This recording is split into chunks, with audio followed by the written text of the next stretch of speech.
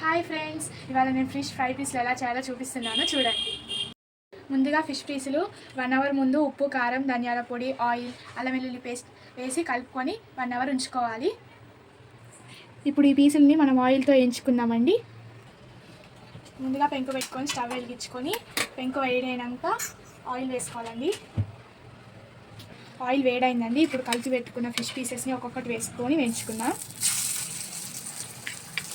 ఇలా వేసుకున్నానండి. ఇప్పుడు 2 పక్కల కాల్చుకుందాము. కొంచెం కొంచెం ఇలా ఆయిల్ వేసుకోవాలి పైన. పీసులు అయితే కాల్చడం అయిపోయిందండి. ఇప్పుడు నేను స్టవ్ ఆఫ్ చేసుకొని సర్వ్ చేసుకుంటున్నాను.